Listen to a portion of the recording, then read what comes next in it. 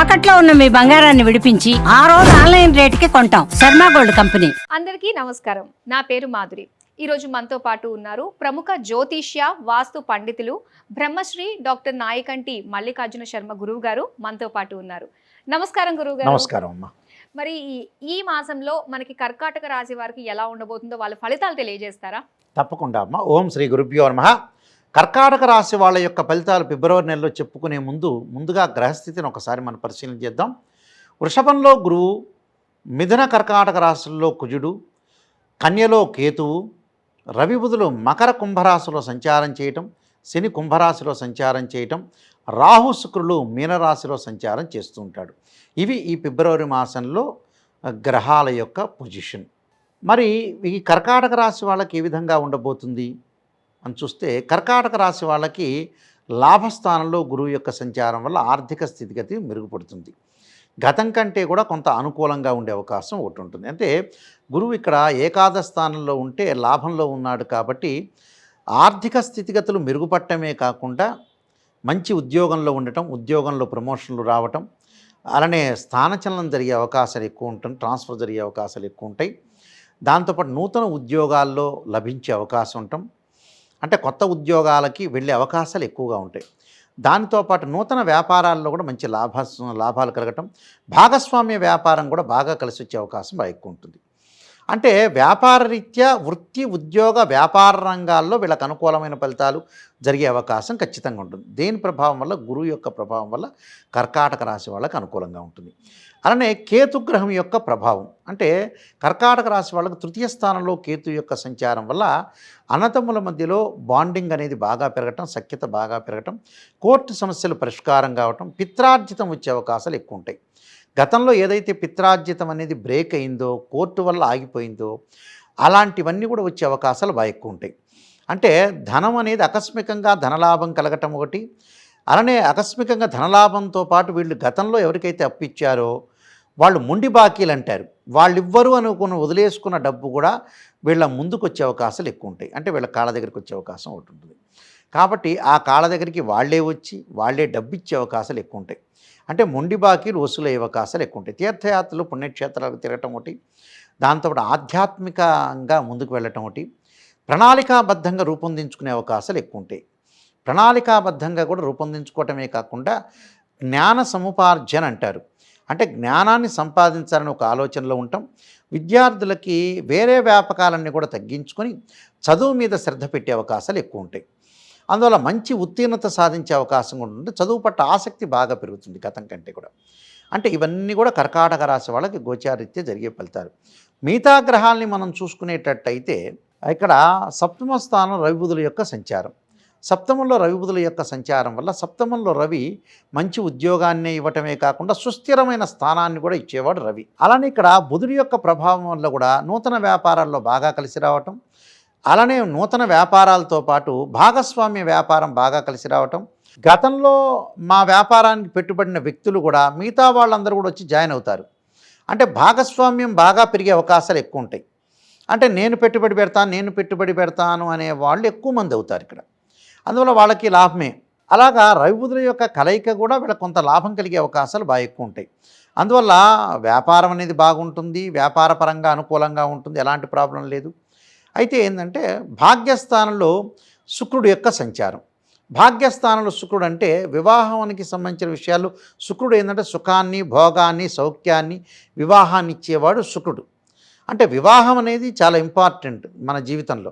అయితే వివాహం అనేది చాలా ఇంపార్టెంట్ కాబట్టి కళత్రకారకుడు శుక్రుడు వల్ల వీళ్ళకి లాభం కలగటమే కాకుండా, అంటే జ్యువెలరీ అంటే బంగారు ఆభరణాలు, జమాలజీ, అలానే దుస్తులు కొనుగోలు చేయటం, అలానే బంగారు షాప్ వాళ్ళకి కానీ, క్లాత్ షోరూమ్ వాళ్ళకి కానీ, వీళ్ళందరికీ కూడా క్లాత్ షోరూమే కాదు, జమాలజీ అంటే జెమ్స్ అమ్మే వాళ్ళకి కానీ, అలానే ఫ్యాన్సీ స్టోర్స్ వాళ్ళకి కానీ, అలానే పేపర్ వాళ్ళకి కానీ, వీళ్ళందరికీ కూడా మంచి లాభాలు కలుగుతుంటాయి శుక్రగ్రహం వల్ల.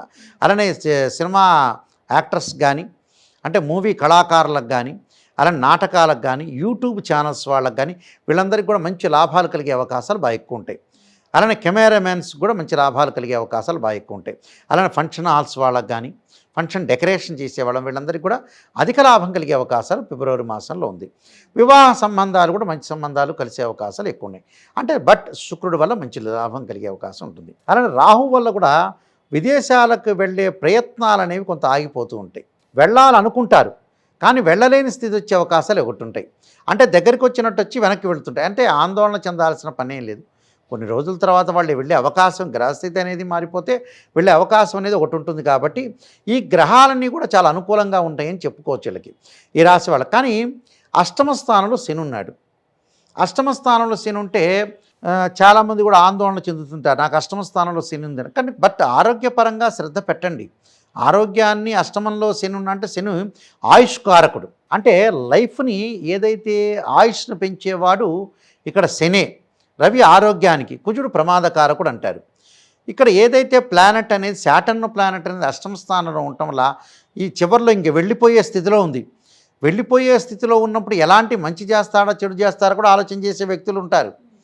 కాదు, వీళ్ళకి ఏంటంటే చెడు చేసే అవకాశం అనేది లేదు, మంచి చేసే అవకాశం ఉంది. ఏమీ ఆందోళన చెందాల్సిన పని లేదు. ప్రశాంతంగా కూల్గా ఉండటం మంచిది. శని యొక్క భగవానుడి యొక్క ఆరాధన చేయటం మంచిది. అంటే శని యొక్క ఆరాధన చేయటం ఒకటి. అలానే ఆరోగ్యపరంగా ఇబ్బందులు లేకుండా సమయానికి మందులు తీసుకోవటం, సమయానికి ఆహారం తీసుకోవటం అలాంటివి చూసుకోవాలి. అంటే చెవి, ముక్కు, గొంతు నిమోనియా సంబంధించిన వ్యక్తులు ఎవరైతే ఉంటారో వాళ్ళు జాగ్రత్తగా ఉండాలి.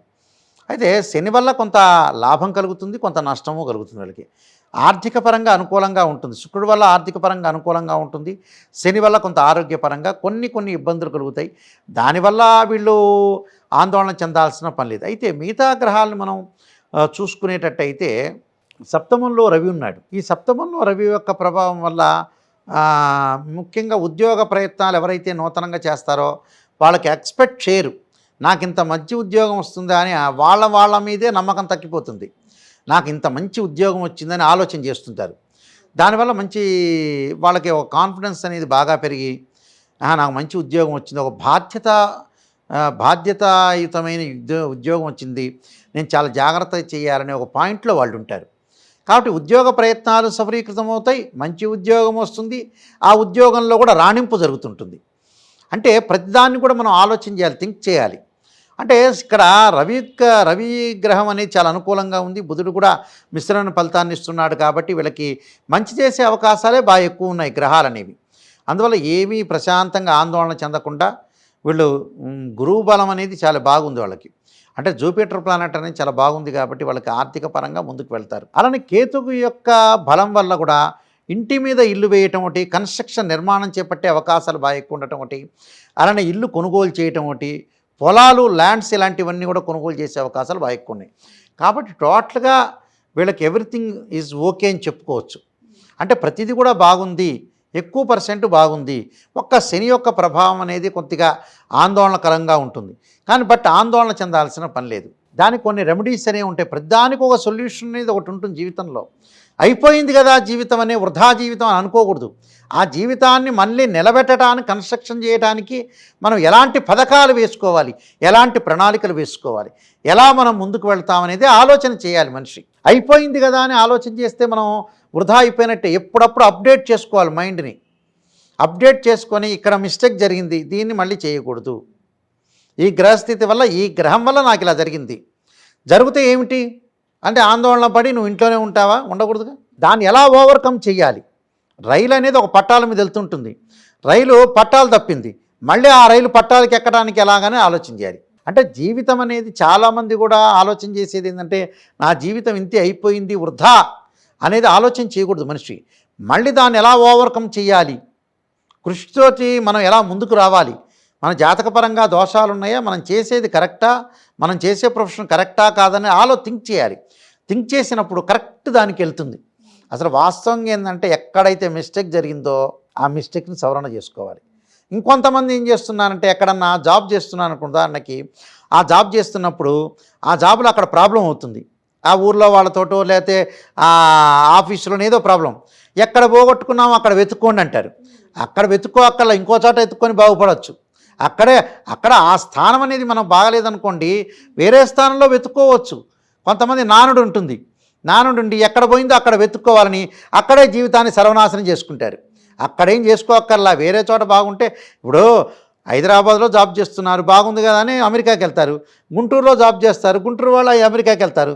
ఏ ఊరి వాళ్ళైనా కూడా ఏ ప్రాంతానికైనా వెళ్ళొచ్చు. ఎక్కడ బాగుంటే మనం అక్కడికి వెళ్ళి ముందుకు వెళ్తే చాలు. దీనికి పరిహారాలు కొన్ని చేసుకొని ముందుకెళ్తే లైఫ్ అనేది వీళ్ళకి సెటిల్ అవుతుంది. విద్యార్థులకు అనుకూలంగా ఉంది, ఉద్యోగస్తులకు అనుకూలంగా ఉంది, వ్యాపారవేత్తలకు కూడా చాలా అనుకూలంగా ఉంది. ఏమీ ఆందోళన చెందాల్సిన, ప్రశాంతంగా ఉండండి. కొన్ని రెమెడీస్ చేసుకొని ముందుకెళ్ళిపోండి. ఆ రెమెడీస్ ఏంటో తెలియజేస్తారా? తప్పకుండా వాళ్ళు అనుసరించాల్సిన విధానంలో ఈ రాశి వాళ్ళు అంగారకుడి యొక్క ఆరాధన చేయాలి. ఇంట్లో వీలైతే భూసూక్త పారాయణం చేయించటం కానీ, అంగారక హోమం చేయటం కానీ, ఓం అంగారకాయ నమః అనే మంత్రాన్ని చదవటం ఒకటి. అలానే శని యొక్క దోషం పోవటానికి తప్పకుండా శనికి ఈ నెలల పాటు, ఈ నెలలో 4 శనివారాల పాటు నల్లని ద్రాక్షారసంతో శనికి అభిషేకం చేయాలి. నల్లని ద్రాక్షారసం, ఆ ద్రాక్షారసంతో శనికి అభిషేకం చేయటం వల్ల శని యొక్క దోషం పోతుంది. దానికి ఆందోళన చెందాల్సిన పనేమీ లేదు.